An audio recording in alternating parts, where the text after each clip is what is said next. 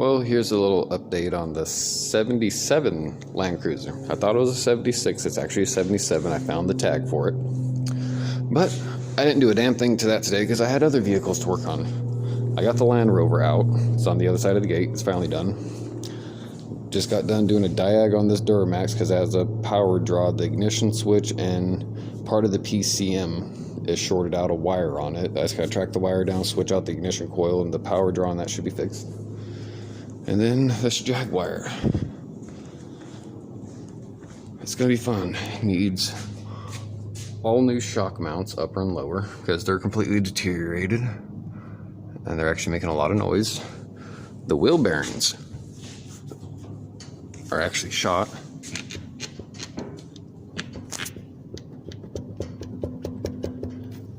Both sides. And this has a weird setup to where your CV axle is actually part of an arm. All it is just this lower arm right here that bolts up like that, and you got the CV axle, or in this case the axle, going to it. There is nothing else around it. That is the weirdest design for a hub I ever seen.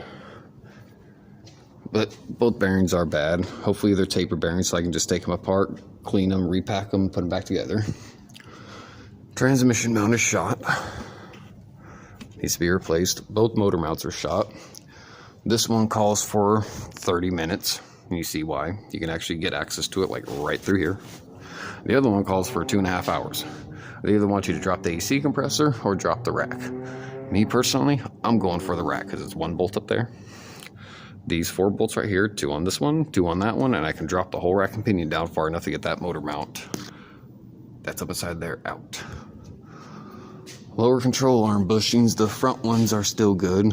They have a little bit of witness marks, but there's no rubber missing from the inside, and when you actually put the crowbar on it, it does not move. This one, on the other hand, on both of them, they actually have rubber coming out of it, and when you put the crowbar on it, not only does it move this way, it also moves this way. Upper shocks, same exact thing. Or not upper shock, but just the shocks in general.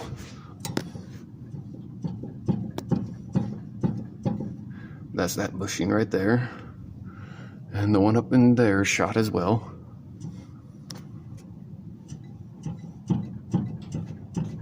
So both those need to be replaced. And since we're doing this bushing, we're going to do the ball joints as well. Everything else on this Jaguar is actually good though, surprisingly. And it's the 4.0 V8. All this oil you're seeing right here is actually from the valve cover gaskets and the cam sensor. Not too sure if the customer wants to fix that right now. They're more worried about suspension. I guess that one moves more than this one does, or this one still makes a clunk. Upper A-arms, ball joints, inner and outer tie rod ends, everything's all legit there. It's just those bushings are bad. Those are good. Eventually it's going to need an oil cooler. Ow. Eventually. But overall it's in pretty good condition.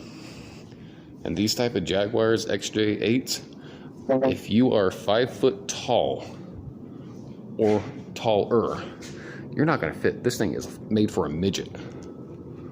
Smacking my head against the roof, my neck's all turned sideways. This thing was miserable. But other than that, it's a cool car. It's a little update of what's going on.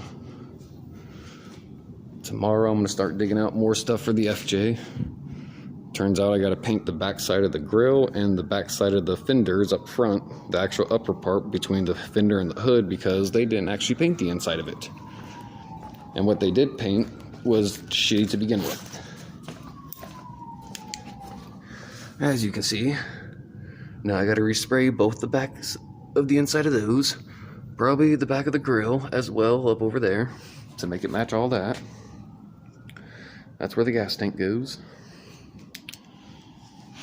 That motor is actually available. It's a 3.0 out of a 93 4Runner SR5. Has a blown head gasket, but everything is there. Wiring harness, ECU, the whole complete intake plastic box shit all the way down to the air filter, the map sensor, the wiring harness, everything's all over there, all available for this. It's available in Phoenix, Arizona. If you're interested, let me know. If not, it's going to hit the scrapper.